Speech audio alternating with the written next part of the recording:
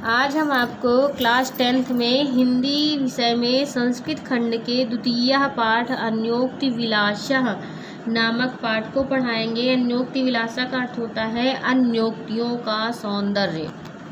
देखिए, पहला श्लोक लिखा है कि नितराम नीचो अस्मीति त्वं खेदम कूप कदापि मा कृथा अत्यंत सरस हृदयो यथा परेशान गुणग्रहीतासि।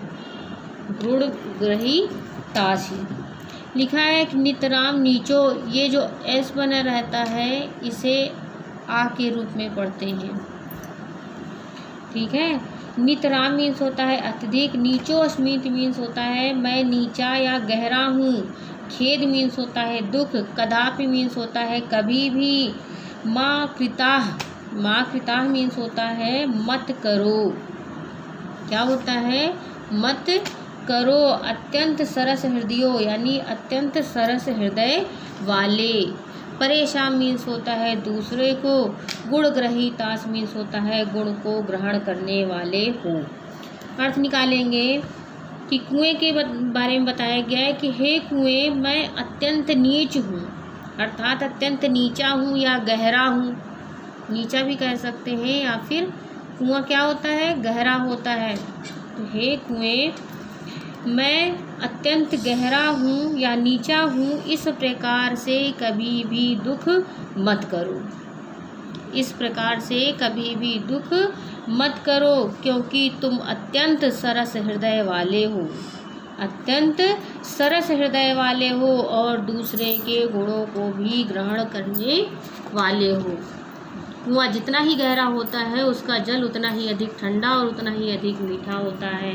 कहने का अर्थ दूसरे भाव में लेंगे कि हे गंभीर पुरुष, हे धीर पुरुष, मैं अत्यंत तुच्छ हूँ, मैं बहुत छोटा हूँ, ऐसा समझकर तुम कभी भी दुख मत करो, क्योंकि तुम तो अत्यंत सरस हृदय वाले हो, अच्छे गुणों वाले हो और दूसरे के गुणों को भी ग्रहण करने वाले हो। कहते हैं कि व्यक्ति कितना ही छोटा क्यों न हो, यदि वो सरस हृदय है और दूसरे को ग्रहण करने वाला है तो वो किसी से भी कम नहीं होता है, उसकी तुलना किसी के साथ नहीं की जा सकती है। दूसरा लिखा है कि नीर क्षीर विवेके हंसालस्यम त्वमेव तनुषे चेत विश्वस्मि मन्धुनान्यः कुलव्रतं पालयिष्यति कः। नीर क्षीर मीन्स होता है दूध और पानी को अलग करना। नीर क्षीर विवेके, दूध और जल को अलग करने में, हंसालस्यम यानी हंस आलस्य करेगा, हंस आलस्य करेगा। विश्वस्मिन् मधुनान्यः, इसका अर्थ होता है कि अब इस विश्व में दूसरा, कुल व्रतम मीन्स होता है कुल के व्रत का, पालिष्यति मीन्स होता है पालन करेगा। अर्थ निकालेंगे। अब इसके बाद पहले था कुएं के पक्ष में, अब है हंस के लिए बताया गया। हंस के माध्यम से समझाने का प्रयास किया जा रहा है कि हे हंस, तुम ही यदि दूध और पानी को अलग करने में आलस्य करोगे तो भला कौन इस संसार में, इस विश्व में अपनी कुल का, अपनी मर्यादा का पालन करेगा। हे हंस, यदि तुम ही दूध और पानी को अलग करने में आलस्य करोगे तो भला कौन इस संसार में अपने कुल की मर्यादा का पालन करेगा। अब फिर एक पुरुष के बारे में बताया गया है। भाव पुरुष के लिए है कि हे गुणग्राही पुरुष, हे धीर गंभीर पुरुष, यदि तुम ही गुण और दोषों को समझने में आलस्य करोगे, उचित और अनुचित का निर्णय नहीं करोगे तो भला इस संसार में कौन अपने व्रत का पालन करेगा। अर्थात उचित अनुचित का विवेक करने में कभी भी आलस्य नहीं करना चाहिए। अगला देखते हैं, तीसरा श्लोक है कि कोकिल यापय दिवशान तावद विरशान करील विटपेशु या विन्मल दलि मालः को अपि रसालः समुल्लसति। किसके पक्ष में है? कोकिल के पक्ष में। किसके पक्ष में है? कोयल के पक्ष में।